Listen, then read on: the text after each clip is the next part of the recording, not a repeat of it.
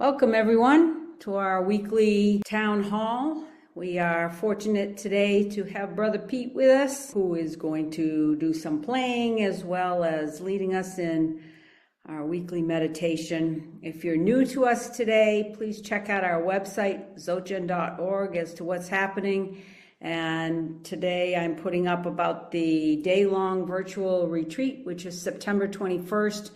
This is a good way to spend a day dedicating your time to meditation and listening to Lama teach. It's also a great prelude to our upcoming residential retreat at the end of October. If you haven't checked out the website and Wisdom House in Litchfield, Connecticut, I recommend you do that. If you're on the fence, you still have a couple months to sign up, but we'd love to have you there. It's a great time to practice and be together.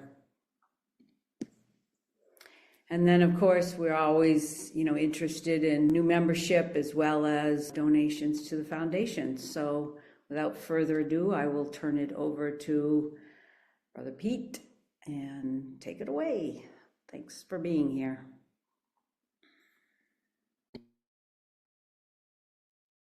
Hello, everyone. It's good to see you. Just out of interest, how many of you are Buddhist or consider yourself Buddhists, whatever that might mean? If you want to throw it in the chat, you can just say yes, no, whatever. Be interesting to see. Mostly yes. Got a couple. I got one Jubu, which is good. Got kind of some multi-faith. Most of us seem to be Buddhists, I would say, for the most part, of some kind, some stripe, or who knows what that means? That's a question. Good question. Any Buddhas? And of course, from the Dzogchen view standpoint, all Buddhas, all present. So that's everybody. I asked because Buddhism is obviously a very vast, practice, right? Buddha Dharma is very vast. So many different styles, so many different aspects and, cultures attached to and so forth. I've been training with Lama Suryadas for, I don't know now, maybe almost 8 to 10 years or something like that. I've also recently been training Mingyur, Yongey Mingyur Rinpoche, a Mahamudra teacher, and among other things, also does some Dzogchen teaching and things. And I was listening. He does these year-long transmissions, and the transmission last year was on the Mahamudra. It was a Doha from Talopa called the Ganges Mahamudra, which was what he taught sort of as a year cycle. Very related to Dzogchen in that way. A lot of sort of cultivating open awareness, maybe slightly different angles on how to get to it and different practices. A little bit more, I would say, maybe a bit more linear, which could be good, depending on what you sort of need at any moment. And then this year, he's doing a transmission, interestingly enough, on the Abhidharma.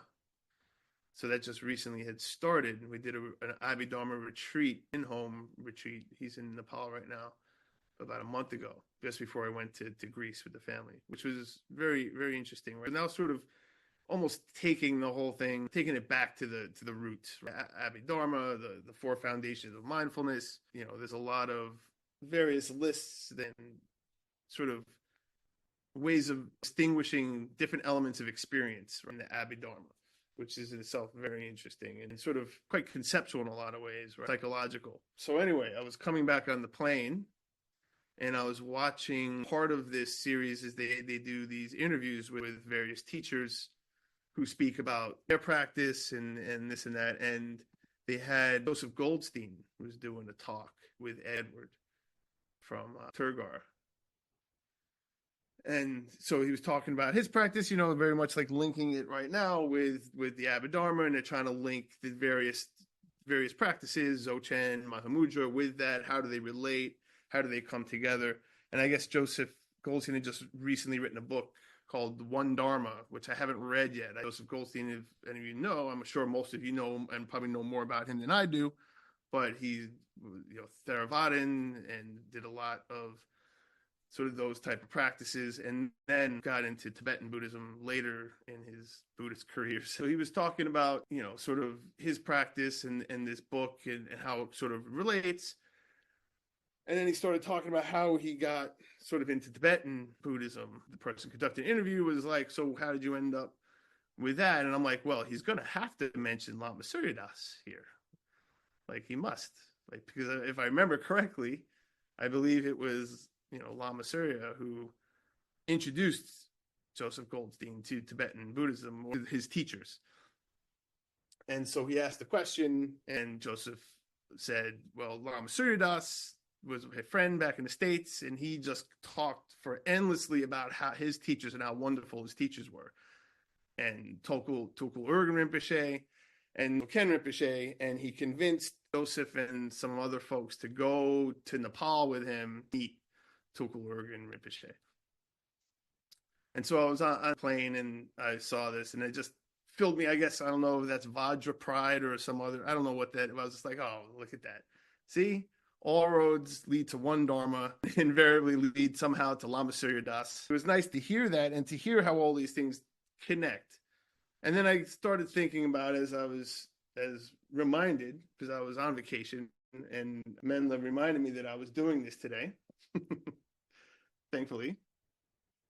And thinking about, okay, well, what can I offer that could be of some use in a talk, in whatever this is? Just thinking about,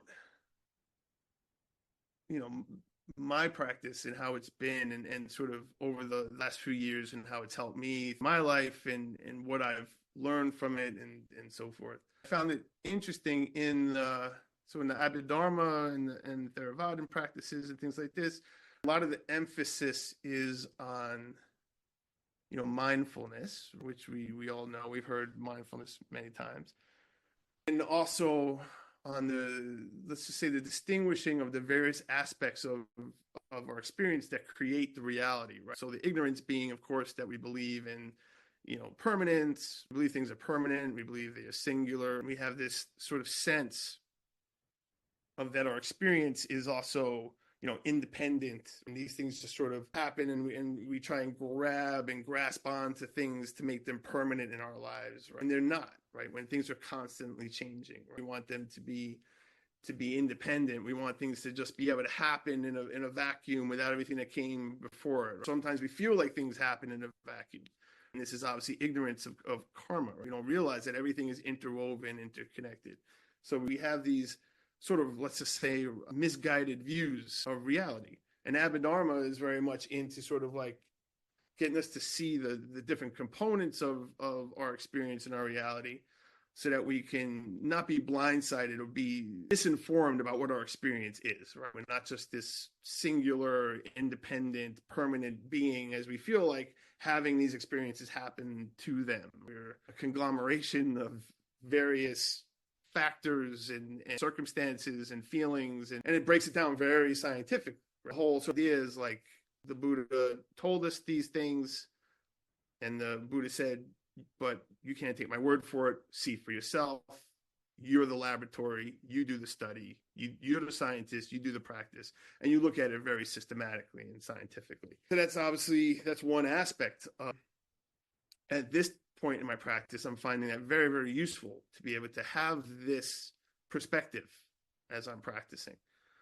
You juxtapose that with sort of the devotional aspect, say, of some of the Vajrayana, and, just thinking about Lama and just how much devotion he had and has for his teachers, and sort of the guru principle and guru yoga, which is so sort of vital to the whole, Tibetan practices of nature of mind and of Dzogchen, right? This is like this sort of faith and devotion, which we cultivate, which allows our hearts to open and allows for these things for the practice to unfold.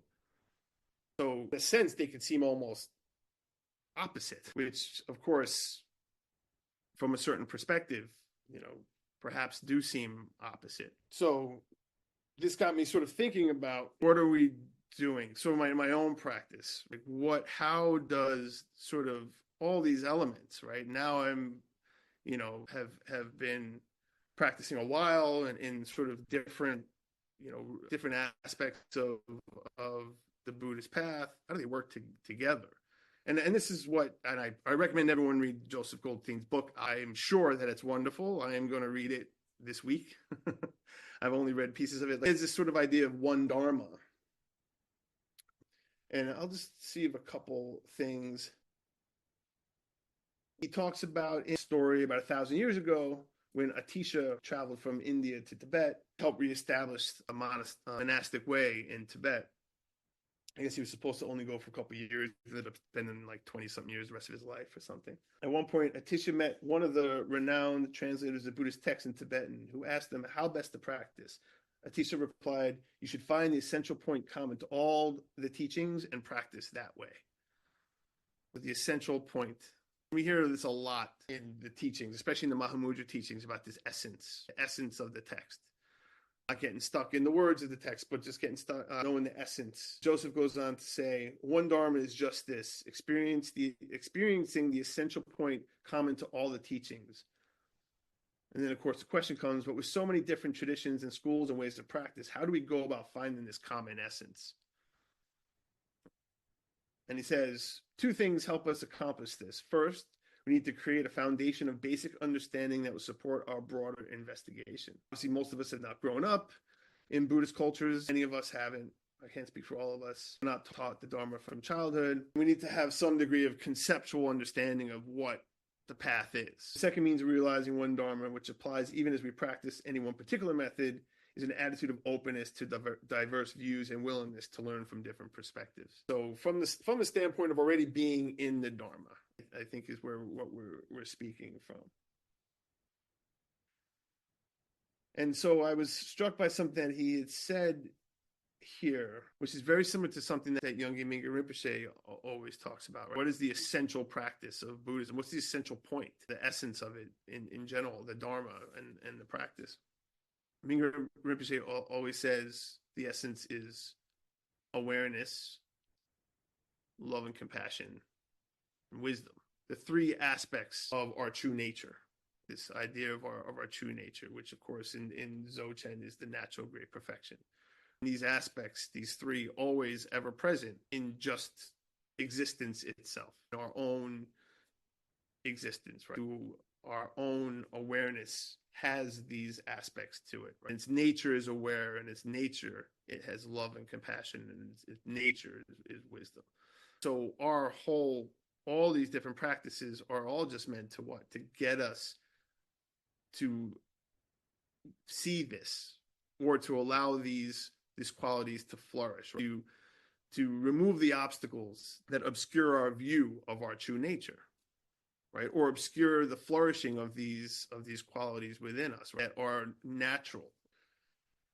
As we strip away all of our karma, our personalities, and all these other aspects that we often identify with, at its base is awareness, love and compassion, wisdom. Now, this may be an article of faith to some in some way, where I say, well, I don't know about that. I don't know if I have this love and compassion necessarily.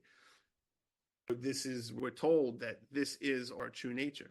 And in all these different practices, we're giving ways to get to this true nature. So this, from the one Dharma perspective, and Joseph put it in this way, in the one Dharma emerging Western Buddhism, the method is mindfulness, the expression is compassion, and the essence is wisdom, which again is these same aspects. We could say mindfulness, awareness, perhaps they're interchangeable. I'm sure there's finer points we can certainly get into on that, which I'm not a scholar, I'm not going to get into all of that, but the same idea, right? This expression is compassion, the essence is wisdom. Again, triple gem, the three sides, the three aspects of being. And this is the Dharma of what we're trying to uncover within ourselves, right? And of course, by uncovering this, what? Then we free ourselves from suffering, which is obviously the promise of these practices, right? Is that there is freedom from the suffering that we experience, in large part because of our own mind, from our own sort of views about, wrong views about how things actually are, and grasping onto what is ungraspable. So then with the view, which we often, hear from, of course, from Lama Suryadas and in Dzogchen teachings in general, right? Cultivating the view. I was thinking about this view, and just sort of the interesting aspects, in my experience, the main practices that really got me calling myself a Buddhist as a practicing meditator or whatever it is that I am over these last 8 years. My real first practice is Dzogchen, which of course most of us know that let's just say in Tibet, Dzogchen would be the final practice that we would do. It wouldn't be the first thing. They don't normally give young monks Dzogchen or Mahamudra. This is not something that young monks get taught in Tibet. We were actually doing a retreat with Yonggi Mingyur Rinpoche, and he has a lama that teaches the afternoon sessions oftentimes. And he said that so many of the monks that are in the monastery, right, will never get these teachings. We'll never get the Dzogchen teachings or the Mahamudra teachings. Many will never get it. So how lucky are we to have been exposed to these teachings? Right? How sort of amazing is that we can practice these teachings? This is not common. This is a new phenomenon that folks like us are getting Dzogchen teachings. And there's many reasons why that is, and just understanding that fact. But so coming from Dzogchen, right, we're cultivating this view. And in some ways, it's been recently, I feel like, okay, well, I was given the view in the Dzogchen practice, which is, as Lama also often says, it's the penthouse of all, Tibetan Buddhist practices, perhaps Buddhist practices in general. And lately, I feel like I have been given the penthouse, but I'm spending all my time in the basement. I'm like, well, why am I doing that? What's going on here? Can I just go back to the penthouse and figure that out? But there were many obstacles and things that were coming into over time, into that needed some attention, needed perhaps what we were talking about, and we'll talk about this a bit, some skillful means to take care of. So this sort of cultivation of skillful means. And this is sort of, let's just say, wisdom in action, or innate wisdom in action, perhaps that's a way of putting it. And so I was thinking about, okay, well, why, we often, as many of us do, say, well, why did this happen? How did this happen? Why does this work? Why would I have been introduced to Dzogchen first, say, or does, or how does that, how does that system work? What is it? What is it actually doing? Right? To be sort of given the end, let's just say the culmination at the top. And of course, Lama Siridas always talks about this. Sometimes I think I forget. So if I forget, sometimes maybe some of you all, maybe this could be helpful in some way. But this whole idea of swooping from above while climbing from below.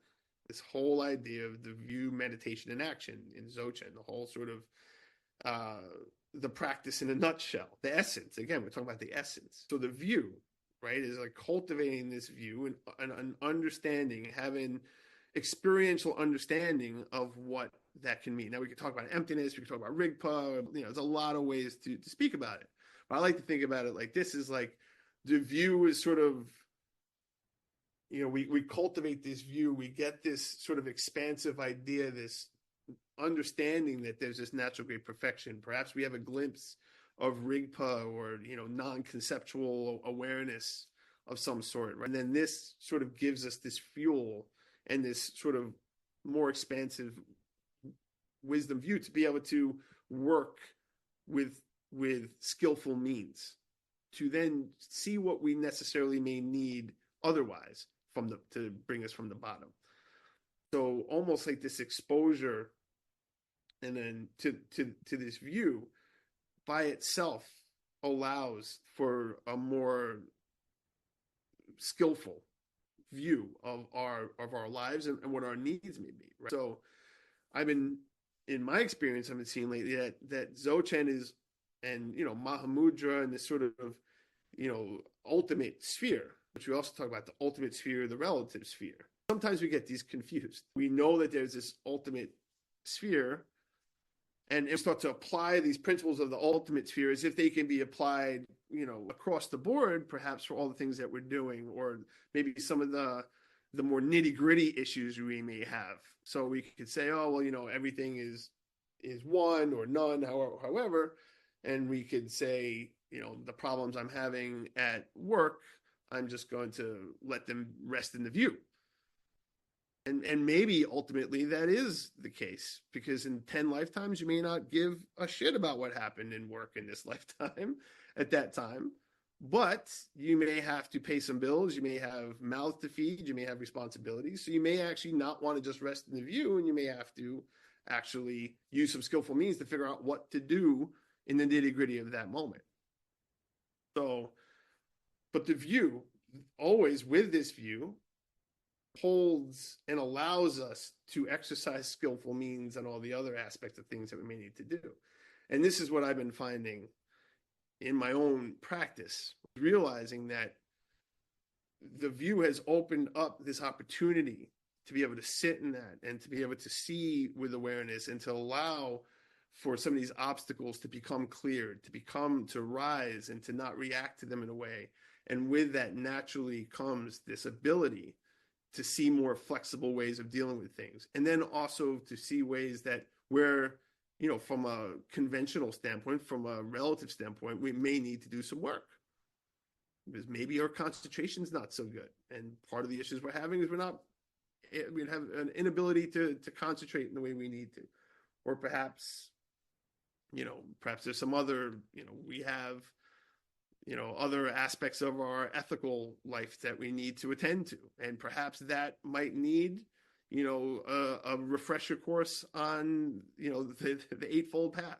Who knows? But that view that we get from Dzogchen and Mahamudra and allowing that expanse and to realize that this great perfection is there, this wisdom mind is already existing, and to allow that to come forth helps us to find all these different aspects of things we might need.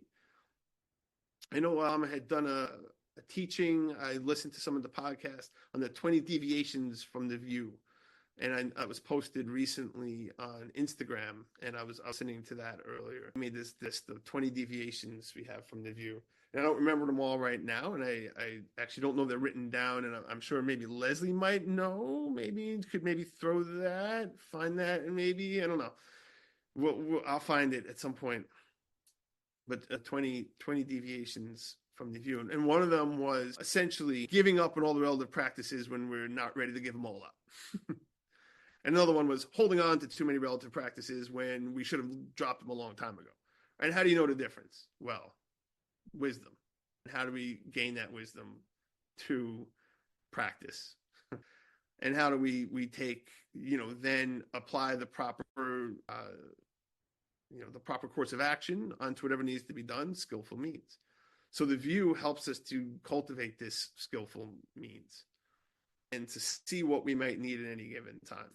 Or at least that's how it's been in my experience. So I don't know if that's helpful to anybody, but for me, it's, as I'm going through and deepening my understanding of the Dharma and its many, many different aspects, realizing that, the clinging to any one specific idea in itself can be a cause for suffering. And knowing, like Lama always says, well, he doesn't always say, but often it says, Buddhism, Shmoodism.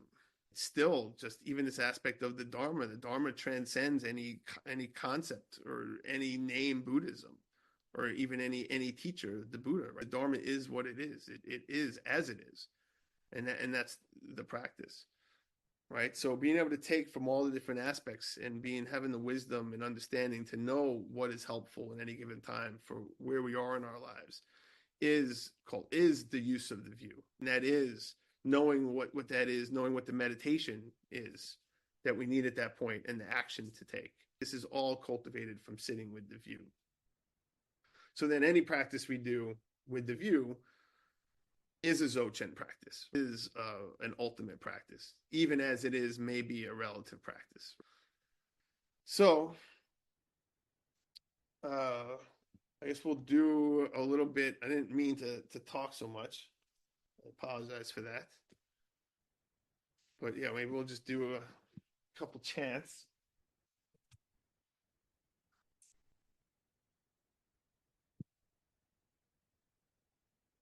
And from the standpoint of Guru Yoga and Guru Rinpoche, which is, obviously so important to our Dzogchen practice, such a central figure in Tibetan Buddhism altogether. We can do some chanting, 7-line supplication. I think, Menla, you're going to bring that up. Okay.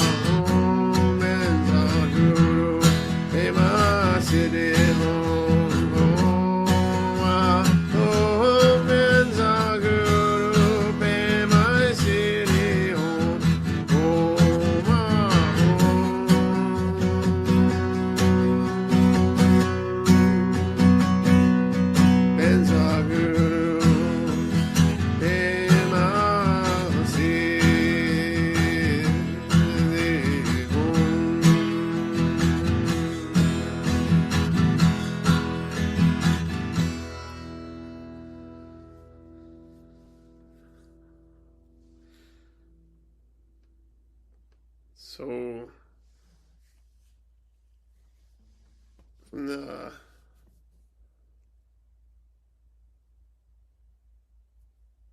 aspect of, the importance of the guru and the teacher and the inner guru, right, and all these sort of various aspects and manifestations of our Buddha nature, right, which are so emphasized in Vajrayana Buddhism, and so wonderful and flavorful, colorful, and so many different ways to engage with these practices, and so many skillful means. Right, just again thinking about just the great sacrifice and love of all of our teachers, and what they have, offered to us. Right, just that gratitude, so important, and just so wonderful to have, and I guess that's, when I was listening to that talk, this on that plane ride, hearing sort of how Lama Surya Das has brought so many to these practices, it's just really unbelievable. And just for no other reason than just the love of the practice of these teachers, and knowing just sort of the depth of the wisdom that they had to offer to people. So this compassion, so this aspect of,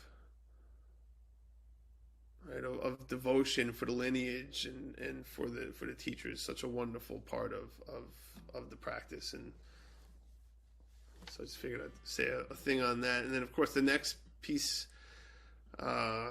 that, from a practice standpoint, sort of daily practice standpoint, is refuge and bodhicitta. So if we can do sort of the traditional one.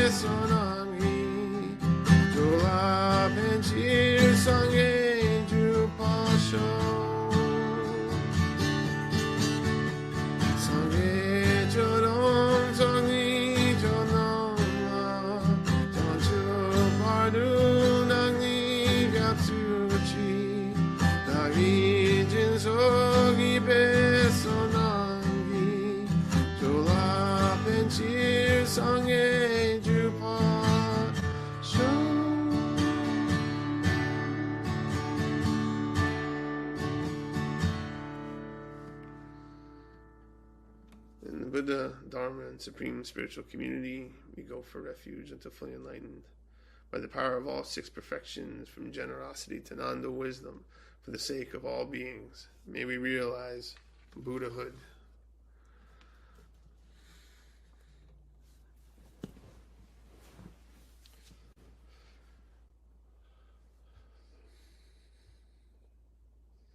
So that we'll just do a short sit again. Apologize for yammering on as I did.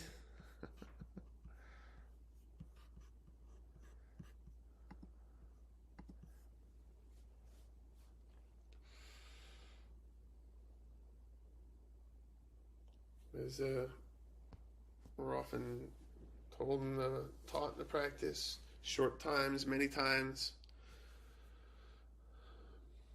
Many quickies, better than a few longies, as Lama has said.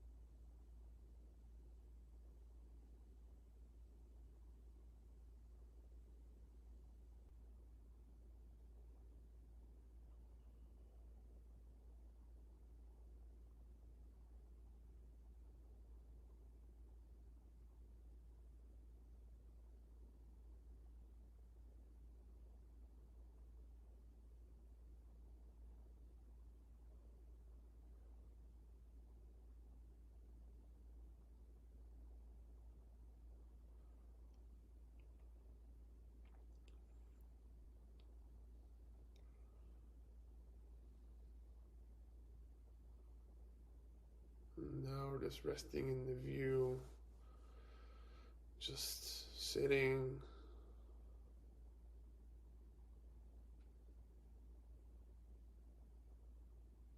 aware of sitting, just breathing, natural breath and energy, aware of breathing,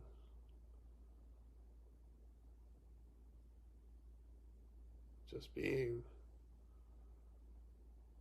natural mind, aware of mind, leaving it as it is.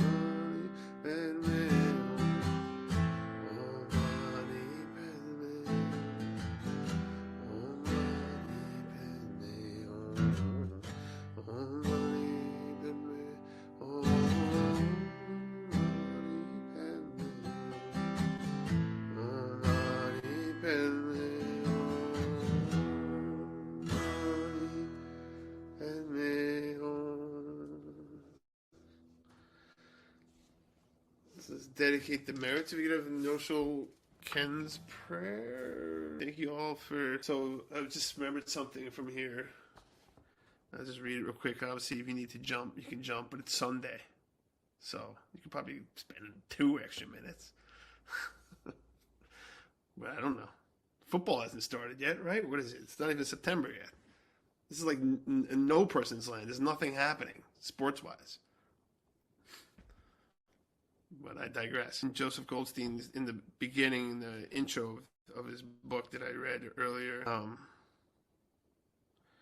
and we were talking about the expression of one Dharma is compassion. When we are mindful in the present, compassion becomes a natural response to the suffering around us. As we open to suffering, there is a simple and spontaneous movement of the heart to help in whatever way we can.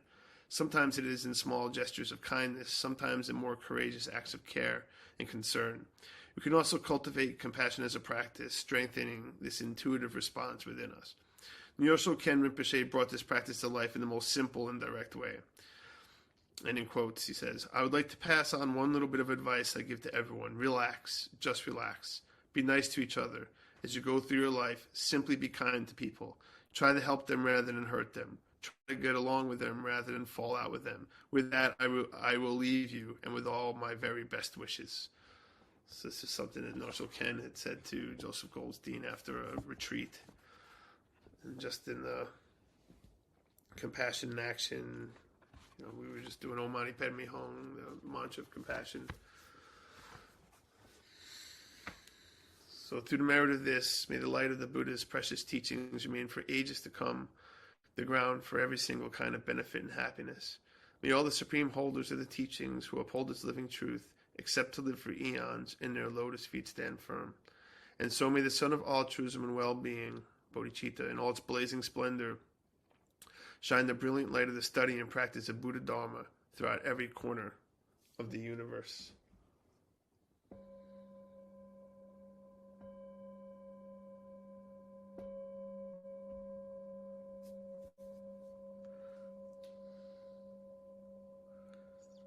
And bow to the Buddha in your seat. Don't overlook it.